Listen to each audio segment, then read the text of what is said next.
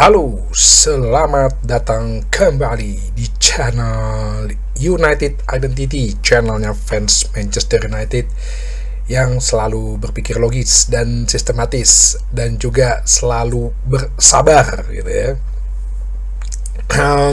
Jadi berita-berita seputar transfer masih akan dibahas. Cuman semalam tumben-tumbenan Fabrizio Romano nggak ngebahas Manchester United gitu ya.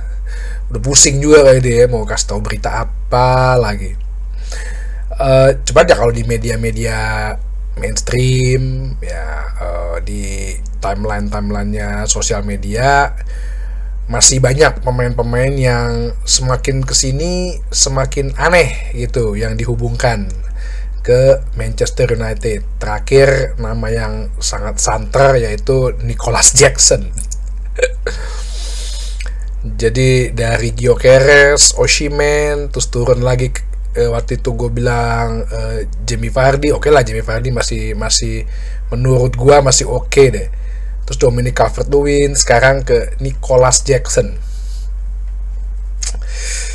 Aduh, kenapa mesti hubungannya ke Manchester United? Ya tahu kita butuh striker, cuman kayaknya klub lain butuh striker deh. Ya ada lah berita Isaacson, Ekitike di Liverpool mau diincer, tapi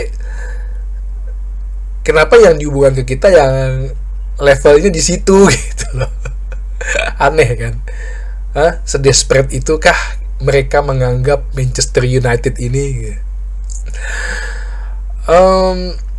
Kemarin udah ada launching jersey baru ya, jersey yang warna putih, jersey kedua, dan nantinya akan dipakai buat tanding di match preseason pertama yaitu melawan Leeds United. Banyak fans atau fanbase dengan nada skeptis gitu ya mengatakan kita nggak butuh jersey baru, kita butuhnya pemain baru gitu loh.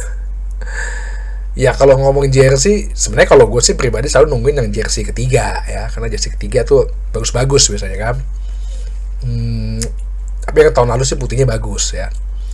Cuman kalau yang ini sih putihnya sebenarnya ya sama aja sih kayak putihnya yang merah temen dibikin putih gitu loh. Jadi nggak ada yang spesial juga, karena yang make itu juga pemainnya. Paling tambahan cuma Matheus Cunha doang yang jadi modelnya kan.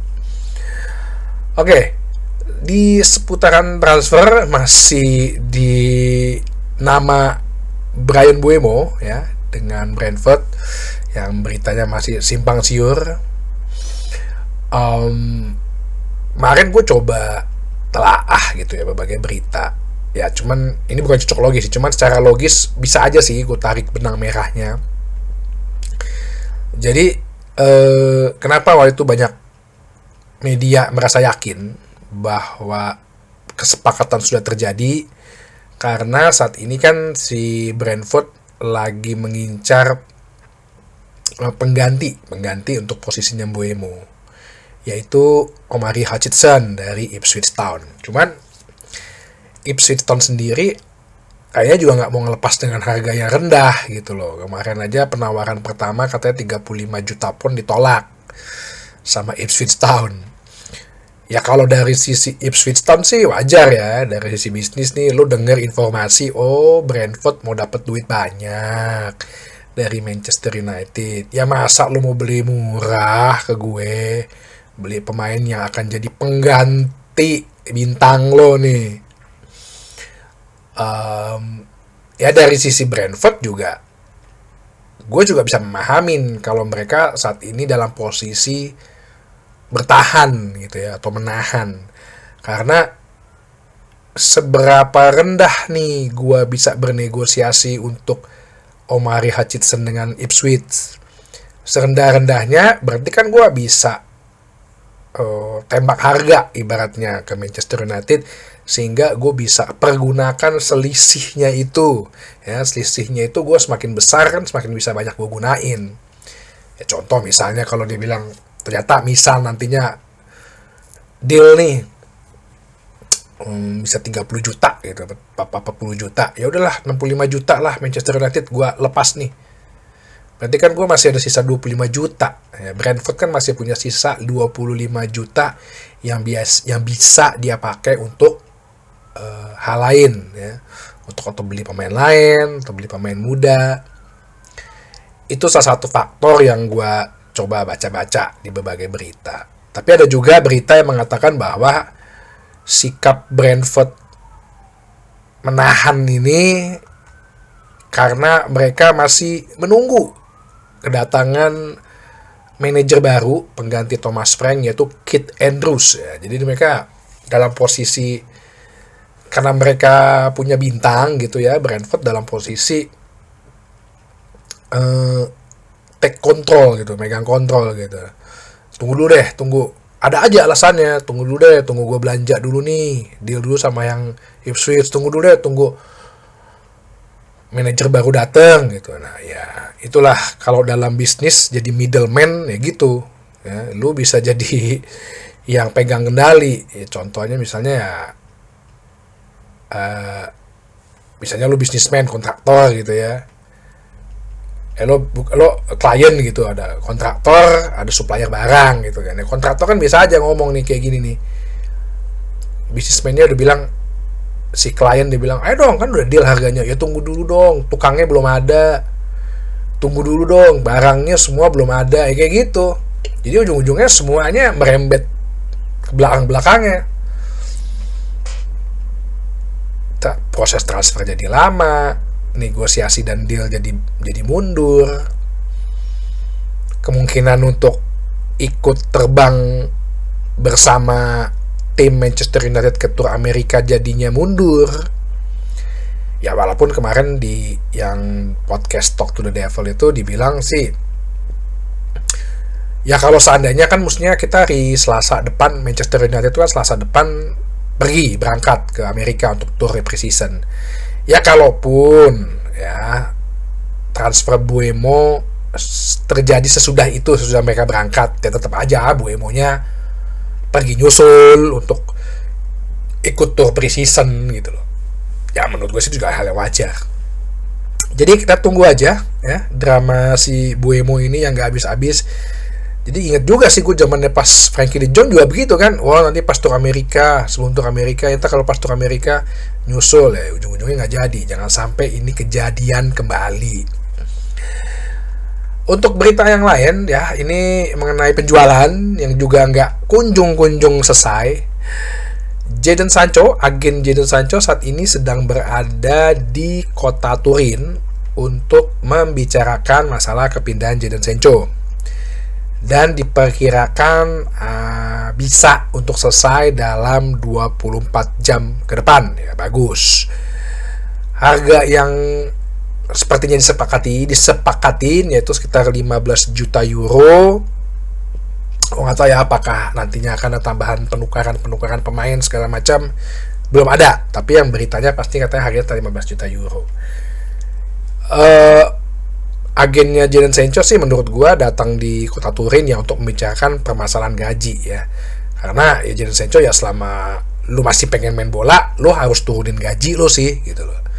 Turunin gaji lu, turunin ego lu gitu. Ya, kalau enggak lu nggak usah main bola. Ya kayaknya sih mungkin akan bernegosiasi permasalahan gaji ya. Harusnya sih kalau Juventus sudah punya ada ruang gaji yang lebih lebar ya, kalau memang mereka mau putus kontraknya si Vlahovic gitu.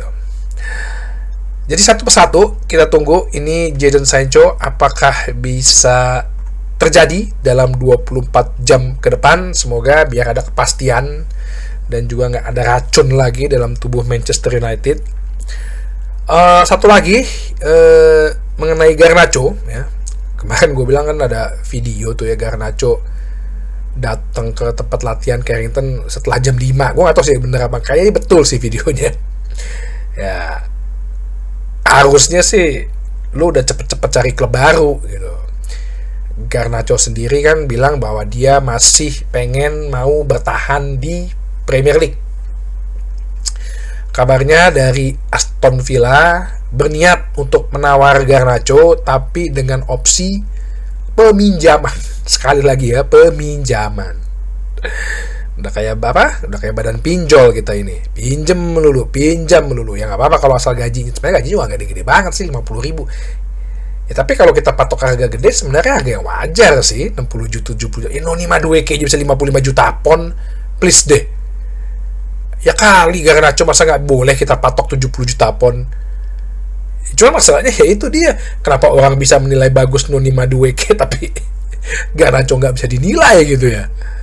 Kan anehnya di situ.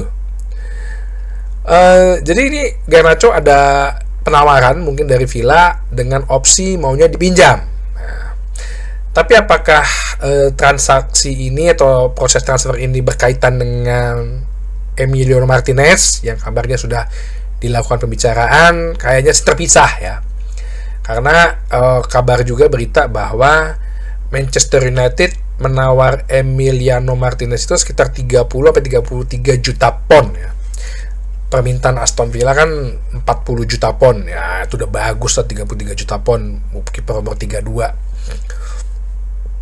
Harusnya sih kalau Aston Villa secara sadar ya, namanya pemain juga udah nggak mau bergabung di situ, ya lo lepas aja gitu. Cuman ya itu karena namanya Manchester United, gue peres dulu nih. Nggak percaya gue Manchester United duitnya nggak dikit, nggak banyak. Ya kita kan nggak tahu, kita kan belum buka nih isi ruangnya gimana, isi ruang aset-asetnya secara mendalam. Itu kan rahasia perusahaan. Tapi ya klub-klub lain menilai seperti itu gitu. Apakah Martinez bisa diselesaikan? Ya gue rasa sih kalau daripada nunggu-nunggu Buemo, ya at least setidaknya menghibur para penggemar ya, selesain dulu aja ya Emiliano Martinez 33 juta pon. Kan kita tuh akan dapat duit dari Sancho kan sekitar 12,5 juta pon atau 15 juta euro. Dengan udah melepas pemain-pemain yang lain. Kabar yang satu juga adalah Manchester United berniat melepas pemain-pemain yang di atas umur 18 yang lulusan akademi, yang udah sempat dapat kontrak, dia ditawarkan ke klub lain ya. Kalau itu hal yang wajar ya.